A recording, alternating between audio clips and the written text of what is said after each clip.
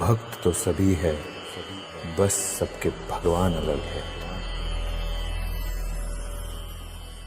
तो आज हम बात करने वाले हैं हमारे प्रधानमंत्री जी श्री नरेंद्र दामोदर दास मोदी के बारे में। उनके बारे में हम सबको पूरा नॉलेज है कि उन्होंने हमारे देश के लिए क्या किया है और क्या नहीं किया है। आज मैं ऐसे ही कुछ चीजों के बारे में आपसे डिस्कस करना चाहता हूँ, आपको बताना चाहता हूँ कि मोदी ने ऐसे भी कुछ चीजें किए हैं जो आप तक कभी पहुंचे नहीं है मीडिया के थ्रू। तो इन सब चीजों को जानने के लिए आपको बने रहना पड़ेगा अंत।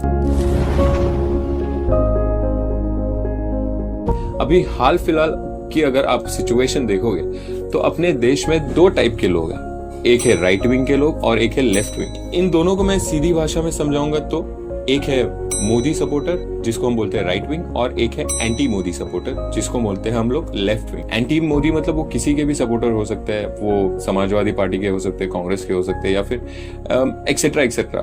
अगर आपको ये समझना है कि हमारे प्राइम मिनिस्टर ने इतने सालों में किया क्या है, उसको समझने के लिए आपको इन दोनों का पॉइंट ऑफ व्यू समझना बहुत जरूरी है कि राइट विंग लोग क्या समझते हैं और लेफ्ट विंग लोग क्या समझते हैं और एक्चुअल में चीजें कैसे हैं। मैं उन सब चीजों के बारे में ही आज डिस्कस करने वाला हूं, तो ये वीडियो काफी इंटरेस्टिंग होने वाला है। तो हम स्टार्ट करते हैं 2014 के इलेक्शंस के बारे में। इलेक्शंस के पहले इलेक्टोरल स्पीच होता है, बहुत सारे हमारे जो भी नॉमिनीज है प्राइम मिनिस्टर्स के लिए, वो जाके तरह तरह के स्पीच देते हैं कि हम देश के लिए ये करेंगे, हमको वोट दो, हम देश के लिए वो करेंगे, हमको वोट दो। उसी तरह नरेंद्र मोदी जी ने भी यही किया। उन्होंने जाके जगह जगह पे स्पीच दिया कि कांग्रेस ने ये किया था, इनको हम सुधारेंगे। कांग्रेस के टाइम पे ब्लैक मनी एक बेसिकली एक बहुत बड़ा मुद्दा रहा कांग्रेस के टाइम पे। इसी के ऊपर बीजेपी ने हालांकि पूरा कैंपेन किया। जहां जहां पे नरेंद्र मोदी जी गए वहां पे उन्होंने सिर्फ ब्लैक मनी का मुद्दा उठाया। इन सब के बीच में मैं सिर्फ एक ही चीज को याद रखता हूं, मेरे साथ आप सब भी एक ही चीज को याद रखते हैं। 2014 की जो स्पीच थी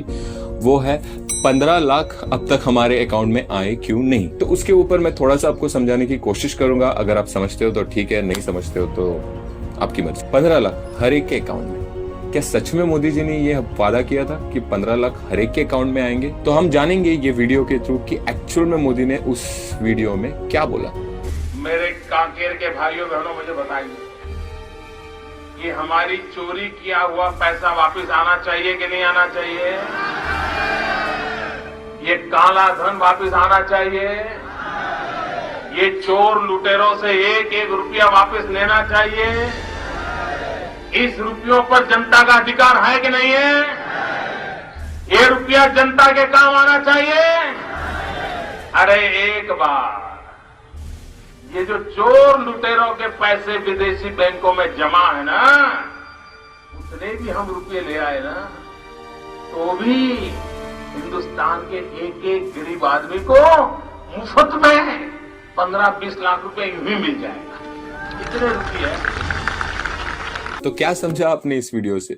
मुझे 100% पता है कि जब इतने सालों में 15 लाख की बात हो रही थी, सब ऑपोजिशन पार्टी लगे हुए थे कि आज तक हमारे खाते में 15 लाख क्यों नहीं आए हैं। तो किसी भी पब्लिक ने या कोई भी कॉमन मैन ने कभी गूगल करके ये ढूंढने की कोशिश नहीं की होगी कि मोदी जी ने क्या सच में 15 लाख प्रॉमिस किया था। इन सब बातों से, ये सब वीडियो से मुझे इतना लगता है कि मोदी जी को ये बताना था कि हमारे देश का इतना पैसा बाहर पड़ा है ना, उस ब्लैक मनी को हम अपने देश में वापस लाते हैं। हर एक के अकाउंट में कम से कम 15 से 20 लाख का अमाउंट हर एक के अकाउंट में जमा हो सकता है। ये उनकी बात थी एक्चुअली। और इस बात को the way media portrayed it, the way opposition portrayed it, मेरे को आज वो देखकर उन सब पे बहुत पीटी फील होता है। तो आज इस बात की पूरी क्लैरिटी है कि मोदी जी ने कभी भी ये प्रॉमिस नहीं किया था कि वो हर एक के अकाउंट में 15 लाख डालेंगे। आप अपने माइंड को न्यूट्रल रख के देखिए ना कि ये एक्चुअल में उन्होंने किया था या नहीं किया। बट बेसिक मुद्दा मोदी ने उठाया था ब्लैक मनी का, जिसपे मुझे लगता है कि बहुत हद तक उन्होंने कंट्रोल किया है ब्लैक मनी। मेरा प्रोडक्शन वाला पूछ रहा है कि अगर मोदी जी ने इतना ही सुधार किया ब्लैक मनी है, नीरव मोदी, मेहुल चोकसी, ये सब लोग, विजय मल्ल्या, ये लोग कैसे भाग गए? कुछ भी वैलिड पॉइंट है ना। इसको जानने के लिए आपको अंत तक देखना बहुत जरूरी है। इसके बाद सबसे बड़ी चीज जो मोदी ने की वो थी डीमोनेटाइजेशन। मेरे को तो डर लगता है यार, क्योंकि मैं खुद लाइन में घंटों खड़ा था सिर्फ 100 रुपए निकालने के लिए, सिर्फ 500 निकालने के लिए। 2000 तो तब अवेलेबल भी नहीं थे। पूरा देश एटीएम के बाहर लाइन में खड़ा था यार, कितनी ज्यादा तकलीफ हुई थी सबको पैसों के लिए, हालांकि उनका खुद का पैसा। हम लोगों ने बहुत कंप्लेन किया था इस चीज को लेकर कि यार एवरीबॉडी स्ट्रगलिंग, सबको स्ट्रगल करना पड़ रहा है, सबको एटीएम के बाहर खड़ा रहना पड़ रहा है, सबको उनका खुद का रुपया निकालने के लिए उनको बाहर लाइन में खड़े रहना पड़ रहा है यार। That is so bad, government is doing so bad यार। अगर कट्टू मैं इसको लिंक करूँ लॉकडाउन के बाद जब लीकर शॉप्स ओपन हुए थे, तभी भी बहुत सारे लोग लाइन में खड़े थे, घंटों तक लाइन में खड़े थे। मतलब जितना बड़ा एटीएम का लाइन नहीं था, उससे कई ज्यादा लंबी लाइन लीकर शॉप के बाहर लगी थी। किसी ने कंप्लेंट नहीं किया यार उसके बारे में। बहुत सारे एक्सपर्ट्स का बोलना है कि आफ्टर डिमोनेटाइजेशन हमारी इकोनॉमी गिरने लगी। डिमोनेटाइजेशन हुआ 2016 में, उसके पहले से इकोनॉमी हल्की गिरते आ रही थी। Yes of course demonetisation is one factor, one parameter जिसकी वजह से हमारी इकोनॉमी को इफेक्ट हुआ, बहुत ज्यादा हुआ। उसके बारे में डीप में आपको डिस्कशन नहीं करूंगा, उसका लिंक मैं आपको शेयर कर दूंगा। अब 2014 के बाद देख रहे हो कि कितना कंट्रोल्ड है टेररिज्म। कश्मीर में जो स्टोन पेल्टर्स थे, जो आर्मी के ऊपर पत्थर बरसाते थे, उनको फंडिंग ज्यादा था, उनको कैश में फंडिंग ज्यादा था, तो वो भी रुक गया है वहां पे। ड्रग डीलिंग और ये सब चीजें बहुत हद तक कम हो चुकी है, तो इसको आपको गवर्नमेंट को थोड़ा बहुत तो क्रेडिट देना बनता है। आफ्टर डिमोनेटाइजेशन गवर्नमेंट ने एक और चीज लागू की जिसको बोलते हैं हम GST, that is goods and service tax. जो भी जरूरतमंद चीजें हैं उनको काफी कम टैक्स में गवर्नमेंट ने रखा हुआ है, और जो भी लग्जरियस चीज है उन सब चीजों का टैक्स ऑब्वियसली बढ़ा दिया। तो ये मुझे लगता है GST was one of the best move by the government. But यहाँ पे भी मैं यही बोलूंगा कि बहुत हड़बड़ाहट हुई है। थोड़ी बहुत चीजों को अगर आप अवॉइड करेंगे जो गवर्नमेंट ने मिस्टेक्स किए, उसके अलावा तो GST is just a thumbs up. अपना देश टैक्स पेयर्स के ऊपर से चलता है, ठीक है, ये बात आप 100% अपने दिमाग में रखिए। और अपने देश का पॉपुलेशन है 130 करोड़। आप जस्ट इमेजिन करो, अगर मैं 10% टैक्स पेयर्स का भी अगर मैं गिनता हूँ अपने देश में, 130 करोड़ का पॉपुलेशन है, अगर 10% भी निकलते हैं तो सिर्फ 13 करोड़ टैक्स भरते हैं, सिर्फ 13 करोड़। तो 13 करोड़ के पैसों पे, टैक्स के पैसों पे ये पूरा देश चलता है। और बाकी जो लोग हैं हमारे देश में वो सिर्फ सजेशंस देते हैं, जो कभी टैक्स नहीं भरते, जो इन सब चीजों से भागते हैं, जिनको ऐसा लगता है avoiding tax is like being a hero. वो बहुत प्राउडली हमारे देश में बोलते हैं कि आज मैं गवर्नमेंट को पैसा नहीं दे रहा हूँ। ये बहुत प्राउड फील होता है बोलने के वक्त पे। बट अब बाहर के देश में ये चीज नहीं है मेरे भाई। ये समझ के आप अपने देश को दूसरे देश के साथ कंपेयर करना शुरू करो। अगर आप टैक्स नहीं भरते हो, अगर आप सिर्फ बोलते हो कि अब see what India is doing and see what America is doing, you can't absolutely compare. वहां का क्राउड अलग है, यहाँ का क्राउड अलग है बेसिकली। तो GST के एप्लीकेशन के बाद बहुत सारे लोगों ने GST में एनरोल किया है, और गवर्नमेंट का अगर माने तो 50% राइज हुआ है टैक्स पेयर्स में। तो अब हम आते हैं कुछ गवर्नमेंट स्कीम्स के ऊपर। गवर्नमेंट स्कीम्स के ऊपर मैं ज्यादा बात नहीं करूंगा, क्योंकि बहुत सारे स्कीम्स है, बहुत सारी योजनाएं हैं जो गवर्नमेंट ने स्टार्ट की है। मैं सिर्फ मोदी जी को इसके लिए अप्रिशिएट नहीं करूंगा, क्योंकि स्कीम्स बहुत सालों से है। The only difference between the schemes पहले के और आज के ये है कि आज वो स्कीम्स एप्लीकेबल है, पहले वो एप्लीकेबल नहीं थे। मैं इस पे आपको एक वीडियो जरूर दिखाना चाहूंगा जो प्रिंट के editor in chief Shekhar Gupta ji ने जो इन स्कीम्स के बारे में और जो भी मोदी जी के बारे में और कांग्रेस पार्टी के बारे में बोला है, वो आपको देखना बहुत जरूरी है। तो आप देखिए। I can tell you that I'm consciously using that expression. The voter has been bullshitted for too long in the name of schemes.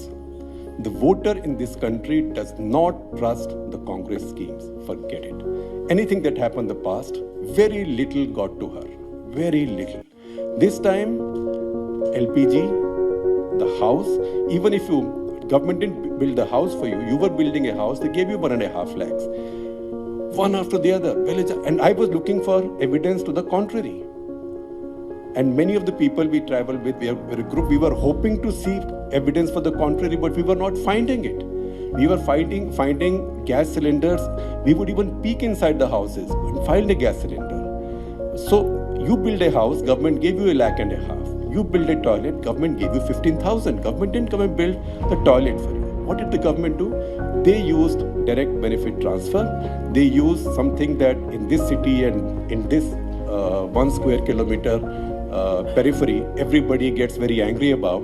They used the jam trinity, that is Jan Dhan account, Aadhaar and Mudra loans. Initially I thought Mudra loans were all rubbish, that this was all a fake. But when I mean, I have videos. Mr. Shobha Lal sitting 50 kilometers from Azamgarh, Dalit, saying that I got 50,000 rupees mudra loan, said made this chai shop, I repay 1,300 rupees every month. If I don't repay on time, bank manager sends somebody to me. And then came back and checked the larger data. 4.81 crore people have got mudra loans and 2.1 lakh crores have been dispersed. Now, I have to say this very honestly, that we journalists and the commentariat chose not to see it. And we, even when we see it, we compulsively try to deny it. Oh, they've got gas cylinders, but they can't afford the next cylinder. But that is their problem. The fact is they've got one. Shekhar ji is a big critic of Modi. वो बहुत criticise करते हैं मोदी के हर एक काम को, जैसे आप क्रिटिसाइज करते हैं वैसे वो भी क्रिटिसाइज करते हैं. जो लेफ्ट विंग की जो मीडिया है, मीडिया भी बटी हुई है दो विंग में, एक है राइट विंग और एक लेफ्ट विंग. तो राइट विंग से ज्यादा मीडिया लेफ्ट विंग में है, तो जो मोदी को क्रिटिसाइज करते हैं. मैं इसमें एक और चीज भी ऐड करना चाहूंगा लेफ्ट विंग के लोगों के लिए, कि लेफ्ट विंग ने हमेशा से क्रिटिसाइज किया कि अगर मोदी ने इलेक्ट्रिसिटी पहुंचाई भी है कुछ जगह पे, तो वहाँ इलेक्ट्रिसिटी सिर्फ 2 दिन आती है, 1 दिन, और बाकी के दिन नहीं आती. गैस सिलेंडर अगर पहुंचा है, फर्स्ट टाइम फ्री था, पर उसके बाद रिफिल करना पड़ता है और भी महंगा है. ये सब चीज़ें लेफ्ट विंग के लोगों ने रेस की. मैं इस पे ये बोलना चाहूँगा, जिस आदमी ने कभी भी जिंदगी में आम ना खाया हो ना, उसको अगर आप हल्का मीठा वाला भी आम दे दोगे ना, तो उसको बढ़िया ही लगेगा.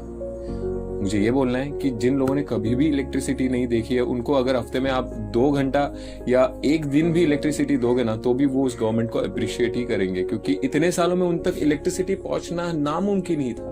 आजकल मैंने एनडीटीवी पे देखा था, मैं वो लिंक भी शेयर कर दूंगा, मैं दिखा दूंगा आपको, कि बैम्बू ट्रीज पे एलईडी या एलसीडी चिपकाया हुआ है. ये आप समझो बात. अगर जिन लोगों ने कभी भी लाइफ में एलसीडी नहीं देखी है, उनको पता ही नहीं कि टीवी कैसे दिखता है, एलसीडी कैसे होता है, कैसे दिखता है. आप एक झाड़ को भी, आप पेड़ को भी आप लगा दो ना एलसीडी, तो उनको लगेगा कि वाव, हम तक एलसीडी पहुंची तो सही, कोई बात नहीं, अगली बार घर तक पहुंच जाएगी. ऐसा सोच डेवलप होता है. ऐसे ही बहुत सारे स्ट्रगल के बाद पहला टेन्योर खत्म हो जाता है मोदी गवर्नमेंट का, और बहुत सारे लोगों को लगता है, बहुत सारे लेफ्ट विंग के लोग बोलने लगते हैं कि मोदी वापस से आएंगे नहीं. बहुत सारे राइट विंग को लोगों को ऐसा लगता है कि मोदी विल डेफिनेटली कम, क्योंकि उन्होंने बहुत सारी चीज़ों को बहुत सारे लोगों तक पहुंचाया बहुत कम समय. एंड ऑफ द टेन्योर हमको रिजल्ट आता है 2019 के इलेक्शंस में, और वापस से मोदी इलेक्ट होके आते हैं. मोदी का इलेक्ट होना बीजेपी से ज्यादा ना उनके ऑपोजिशन का पार्टी में इसमें बहुत ज्यादा कंट्रीब्यूशन रहा है. आप सोचो ना, बहुत सारे ऐसे टॉपिक्स थे जिसके ऊपर हम बात कर सकते थे एज एन ऑपोजिशन. आप बहुत सारी चीज़ों पे जो एथिकल चीज़ है, जो एक्चुअल में जिस पे आप कंस्ट्रक्टिव क्रिटिसिज्म कर सकते थे, आपको करना चाहिए था. ऐसी चीज़ों पे आपने मोदी को क्रिटिसाइज किया जो कि इम्पोर्टेंट थे ही नहीं. आपने सिर्फ चौकीदार चोर बोलने में पूरा 5 साल निकाल दिया. और उसी के साथ साथ गवर्नमेंट ने ऐसे छोटे छोटे गाँव में, हालांकि वो पेड़ पे भी एलसीडी क्यों ना रहने दो, पहुंचा तो दिया. That is where he want. Actual में उनको मुद्दा उठाना चाहिए था इकोनॉमिकल, उनको मुद्दा उठाना चाहिए था अनएम्प्लॉयमेंट. ये सब बहुत बड़ा मुद्दा है. ये सब 15 लाख को लेकर आपने पूरा साल निकाल दिया कि 15 लाख, जो कि मोदी ने कभी प्रॉमिस भी नहीं किया था. अगर आप ऐसे क्रिटिसिज्म करोगे तो पब्लिक तो बिल्कुल नहीं मानने वाली है मेरे हिसाब से. और थोड़ा कंस्ट्रक्टिव क्रिटिसिज्म होता मोदी के अगेंस्ट, तो शायद मोदी को बहुत तकलीफ होती. बट अनफॉर्चुनेटली आपको तो पता है, आप और मैं जब सीए समझ सकते हैं, तो बाकी जो स्टूडेंट्स है जेएनयू के या फिर एएमयू के या फिर जितने भी इंस्टीट्यूट्स है जो इसके अगेंस्ट खड़े रहे, वो क्यों थे बेसिकली. जब आप और मैं समझ रहे कि ये एक्ट जो है वो माइनॉरिटीज, जो बाकी जो 3 कंट्रीज में है, उनको अपने देश में सिटीजनशिप देने की बात हो रही है, तो इसमें प्रॉब्लम क्या है. इसको एंटी मुस्लिम्स क्यों दिखा रहा है. तो फिर सीएए को एनआरसी से जुड़ा गया. एनआरसी एक अलग ही प्रोसीजर है जो अब तक उसका ड्राफ्ट भी नहीं बना है, उसको कनेक्ट कर दिया, क्योंकि एनआरसी आसाम में पहले ही हो चुकी है. सुप्रीम कोर्ट के थ्रू उसका डिसीजन आ चुका है. वहाँ पे इम्प्रूवमेंट है. 40 लाख पहले डिटेन हुए थे, अभी 19 लाख है। वैसे slow and study final list अब तक आया नहीं है, लोग काम कर रहे हैं, उस पर काम हो रहा है। हमारे कंट्री में भी बाहर के लोग हैं जो पैरासाइट बन के है, इससे हम सबको फर्क पड़ता है यार। मेरा जो पैसा है गवर्नमेंट का, जो मैं टैक्स भरता हूँ, वो उनको भी जाता है उसका एडवांटेज। मैं बाहर के लोगों को एडवांटेज इस चीज का क्यों दूं? इसके लिए एनआरसी बहुत जरूरी है।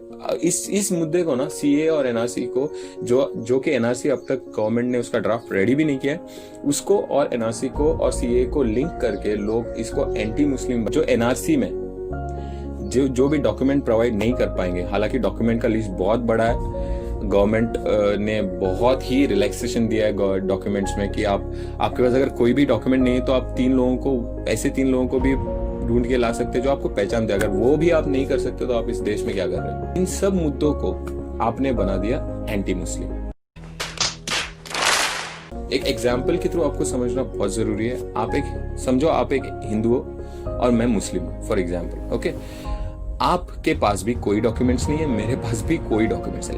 Let us assume the worst part है, ओके, द वर्स्ट लेवल तक अज्यूम करते कि आपके पास भी कोई डॉक्यूमेंट्स नहीं, मेरे पास भी कोई डॉक्यूमेंट्स नहीं। तो एनआरसी के थ्रू हमको लिस्ट से बाहर निकाल दिया जाएगा कि ये दोनों के पास कोई डॉक्यूमेंट्स नहीं है, these are not from our country. CA के बाद जो हिंदू है, मतलब आपको अंदर लिया जाएगा, और मैं जो मुस्लिम है जिसके पास कोई भी डॉक्यूमेंट नहीं है, मुझे भेजा जाएगा डिटेंशन सेंटर। तो आप इस बात को अगर इतना ही समझते हो तो आप सबसे बड़े बेवकूफ हो, ठीक है। मुझे आप बताओ, आपके पास कोई डॉक्यूमेंट नहीं है, मेरे पास कोई डॉक्यूमेंट नहीं है, हम दोनों कैसे बताएंगे कि मैं हिंदू हूँ, आप मुस्लिम हो? आपके पास कोई तरीका है बताने के लिए कि आप हिंदू हो और मैं मुस्लिम हूँ? क्योंकि आपके पास तो कोई डॉक्यूमेंट्स ही नहीं। मैं शोएब अख्तर हूँ, कैसे बताऊंगा? मेरे पास तो कोई डॉक्यूमेंट ही नहीं है। मैं बोलूंगा तो मैं तो यार MS धोनी हूँ। आप MS धोनी को पहचानते हैं, इसके लिए आप मानोगे नहीं ये बात कि मैं अगर अभी आपको जब समझ में आ रहा है कि ये एंटी मुस्लिम नहीं है, ये एंटी हिंदू भी हो सकता है या फिर एंटी कोई भी हो सकता है, तो फिर इसको एंटी मुस्लिम वाला मुद्दा क्यों बना है? क्यों शाहीन बाग जैसे जगह बने? क्यों दिल्ली राइट्स हुए? बहुत सारी चीज, क्यों JNU भड़का? क्यों AMU के students started fighting against the CAA law? बहुत सारी चीजें हैं जिसके बारे में आपको सोचना जरूरी है। तो जैसे ये सब चीजें खत्म होती है, उसके बाद आता है कोरोना, जो हम सब का दुश्मन है, आपका और मेरा। तो पूरे देश की परिस्थिति को बिगाड़ दिया कोरोना वायरस ने। हमारे देश में जब वो स्प्रेड होने लगा तो लॉकडाउन घोषित किया गया अगेन। जो भी, मतलब ऐसा हो गया कि गवर्नमेंट जो स्टेप लेता है, ऑपोजिशन या लोगों के पास एक ही टॉपिक रहता है कि इसको अटैक करो। अभी ये चीजें ना मोनोटोनस जैसी हो गई। अभी ये सब चीजों को सब लोगों को इसका भी अंदाजा है कि अभी जो भी गवर्नमेंट करेगी, अभी ये लोग जो है या फिर ऑपोजिशन या फिर लेफ्ट विंग के लोग अभी इसको अटैक करने वाले। This is now quite obvious now. अभी लोगों को कुछ ऐसा सरप्राइजिंग लगता नहीं है कि मोदी सही है गलत है या फिर आप सही हो गलत हो, क्योंकि now people have known this strategy since long time now कि the only agenda is to oppose Modi government. India was one of the fastest countries जिन्होंने बहुत ज्यादा जल्दी लॉकडाउन किया।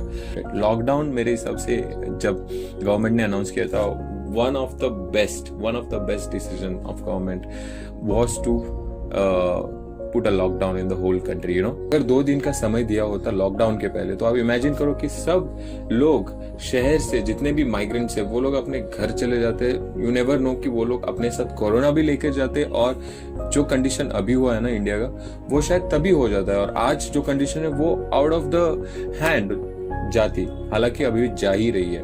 उसका मेजर रीजन है, आप जरा सोच के देखो ना कि गाँव में कोई कोरोना पेशेंट नहीं है और आपके गांव वाला ही कहीं से तो आया है कोरोना लेकर और उसने स्प्रेड कर दिया और आपको पता चल गया कि उसने स्प्रेड किया, तो आप क्या सोचते हैं? साला अच्छा होता कि वो वही रहता है ना।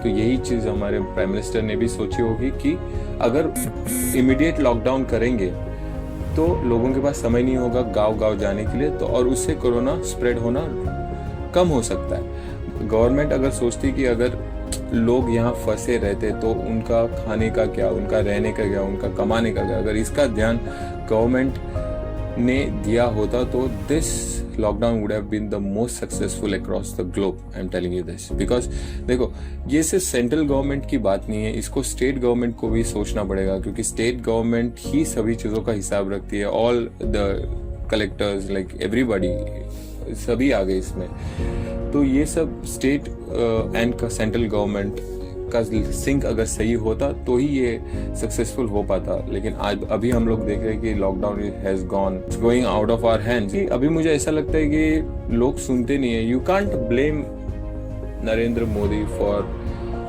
कोरोना वायरस, एब्सोल्युटली नॉट, क्योंकि जितना भी गवर्नमेंट ने कोशिश की करने की उन्होंने तो कर ली। अभी it was our duty, government can lock the whole country, but it can't come and lock your house. आपको समझना चाहिए कि आपको बाहर जाना है कि नहीं जाना है। आपको you have to take care of yourself. Lockdown कहीं ना कहीं फेलियर होने का कारण कि स्टेट गवर्नमेंट ने अपनी तरफ से उतनी कोशिश नहीं की जितना हम एक्सपेक्ट कर रहे थे। इसके लिए migrants, poor migrants started walking on road, क्योंकि उनके पास पैसा नहीं था, उनके पास खाना नहीं था, और that was really sad to know कि अपना देश इन सब दौर से गुजर रहा है। उसमें भी लोग पॉलिटिक्स करना शुरू किया। अल्टीमेटली ये पॉलिटिक्स के बीच में ना फंसता कॉमन इंसान ही है। जो माइग्रेंट लेबर है वही फंसता है, वो बेचारे चलते गए। When Sonu Sood came and help people, तभी हमको लगा कि यार ये सब हम भी कर सकते हैं, है ना।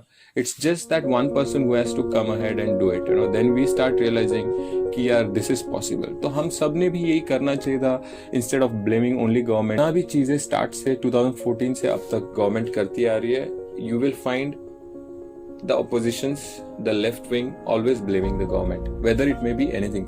मैं कहीं एक जगह पे whether it may be abrogation of article 370 रहने दो, या फिर उसको statue of unity, probably GST, demonetization, CAA, whatever government has come up. The only thing what opposition has done is defaming the government, and that is where the government has got the strength from the public. मैं जो left wing है probably उनको मैं वही request करूँगा कि come up with something very very very productive criticism करो। लोगों को भरोसा होना चाहिए कि ये सब actual में मोदी गवर्नमेंट करते, तभी तो chances है कि आप ruling में आ सकते हो, वरना it's a very difficult task. मेरा analysis यही रहेगा कि जितना भी after 14 गवर्नमेंट ने करने की कोशिश की, उसमें एक्सिक्यूशन में ऑफ कोर्स बहुत प्रॉब्लम आया, but people by time have adjusted with everything. हम लोग देश को छोड़ के सिर्फ गवर्नमेंट को प्यार करते हैं, सिर्फ पॉलिटिकल पार्टीज को प्यार करते हैं, बीजेपी या कांग्रेस।